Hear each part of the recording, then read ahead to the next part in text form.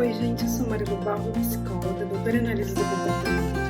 E eu tô aqui para conversar com vocês de modo bem mais informal hoje sobre como funciona a intervenção ABA junto ao TEA.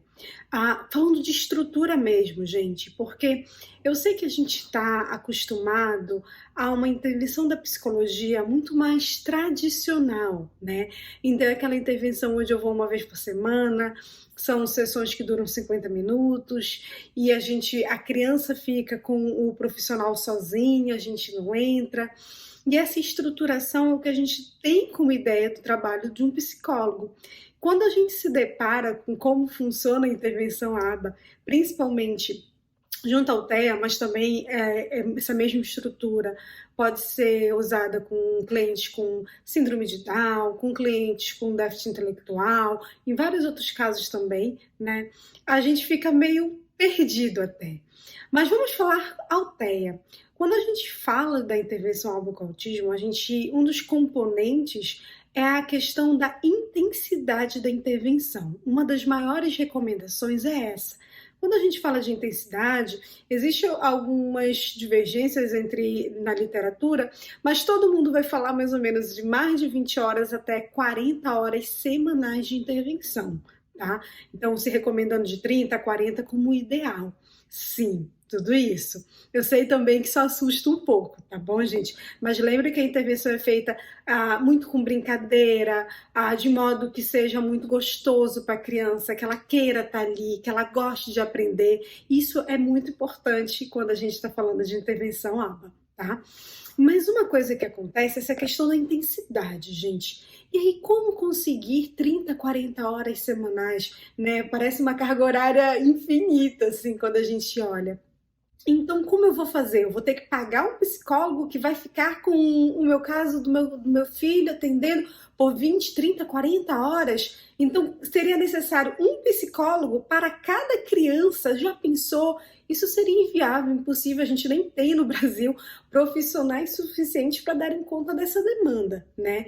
Então, para a intervenção funcionar de modo intensivo, a gente conta com um paraprofissional, que aqui no Brasil a gente conhece principalmente pelos nomes de aplicador, facilitador, mediador e às vezes acompanhante terapêutico também. Tá?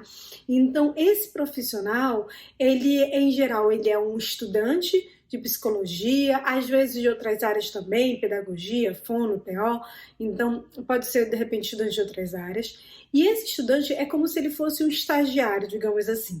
Ele vai trabalhar no dia a dia com a criança, realizando procedimentos de ensinos e seguindo orientações que o profissional com formação em análise aplicada do comportamento vai estar passando para ele.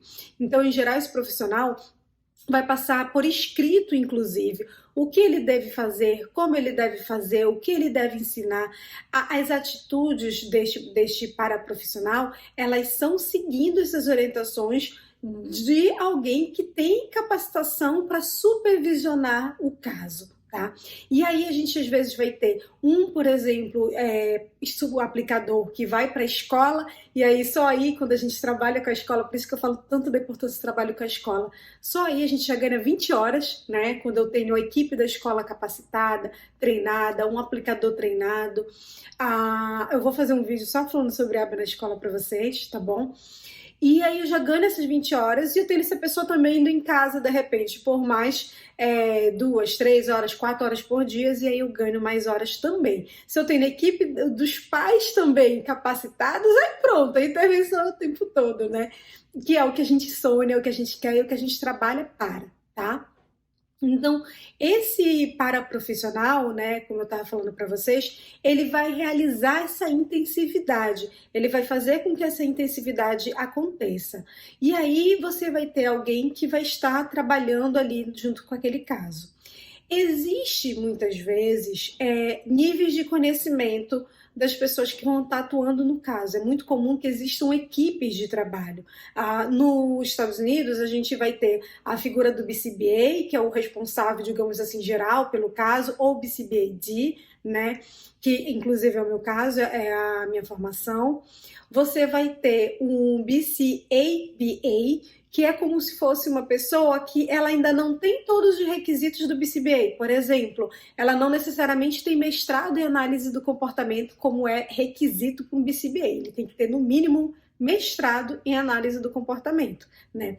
O BCABA, não necessariamente. Então, ele também tem que passar por uma prova do BACB, ele também tem que ter alguns determinados conhecimentos, mas ele é um profissional que ainda está em formação. Vê que funciona meio que como se fosse uma piramidezinha, né? Você tem uma pessoa que já é um profissional muito experiente, com bastante conhecimento, com uma formação acadêmica sólida, e você vai ter, às vezes, outro profissional que vai coordenar o trabalho desse aplicador embaixo. É como se fosse uma piramidezinha mesmo. No Brasil, como eu falei para vocês, muitas vezes você vai ter essa figura do supervisor, vai ser alguém que já é formado, tá? Isso é extremamente importante, alguém que já é formado na área. E às vezes é uma pessoa que é formada, mas tem especialização, é formada, tem mestrado, é formada, tem doutorado, tem pós-doutorado. Isso no Brasil varia muito, gente. O Brasil, ele é uma outra realidade, tá? Não vou entrar aqui sobre o papel do que cada um dessas pessoas deveriam saber no Brasil.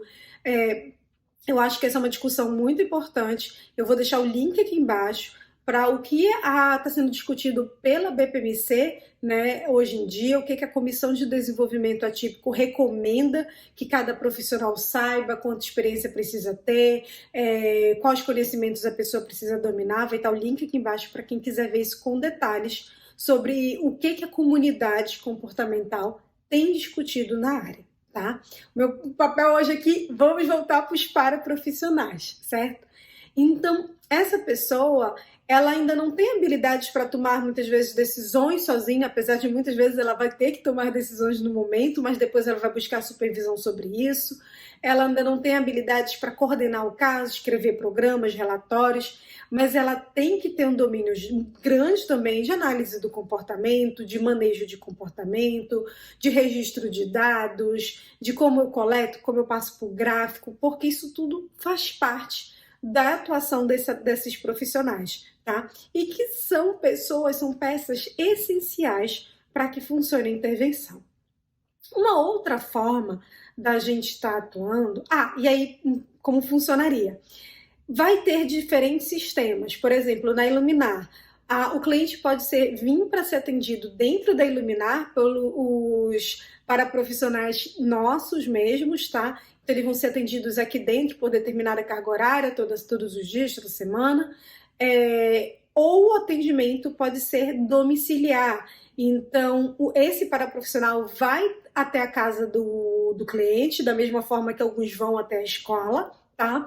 E eles vão aplicar e vão realizar esses procedimentos no ambiente domiciliar da casa da criança. Há prós e contras nos dois modelos, tá, gente? A gente tem que analisar individualmente cada caso para compreender o que é melhor para aquele caso específico, certo?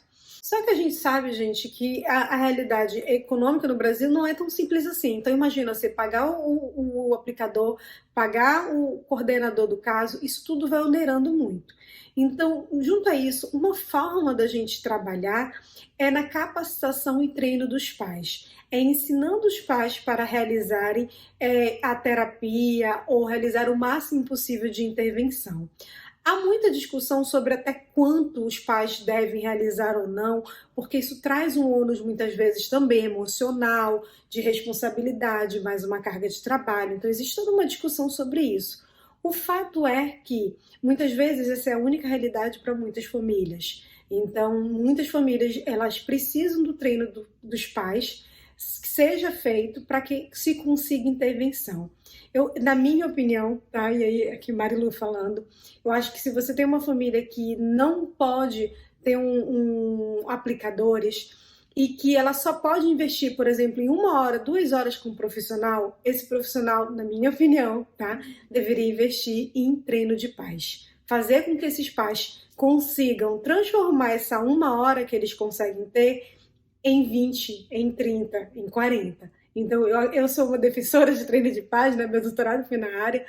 Eu acho que é um caminho que pode tornar mais acessível, muitas vezes, a intervenção. Tá? Claro, isso não exime a importância de que a gente tenha uma rede de apoio, que tenha sistemas públicos funcionando para atender essas famílias. Isso continua sendo tudo essencial, certo? Gente, é isso, tá bom?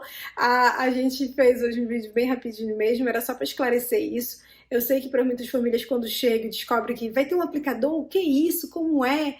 Mas a criança vai para a sessão, às vezes, por exemplo, uma dúvida dos pais é quando a gente marca a sessão só com o aplicador, né? Porque a gente vai treinar uma nova habilidade, um novo programa, e às vezes o pai fica confuso de mas por que a minha criança não vai junto? É porque às vezes a gente precisa treinar com o aplicador. Ele aprender a desenvolver aquele programa bem legal mesmo, e aí a gente vai pegar esse ensino e vai fazer com a criança. Às vezes a gente precisa fazer esses treinamentos também, e isso é importante. Eu sei que é um pouco confuso quando a gente começa a conhecer esse meio, mas depois fica muito mais claro como funciona, e eu espero que esse vídeo tenha ajudado vocês, tá bom? Se vocês gostaram, like, curtam, compartilhem também. O nosso objetivo aqui é estar divulgando muito conhecimento para todas as famílias e profissionais.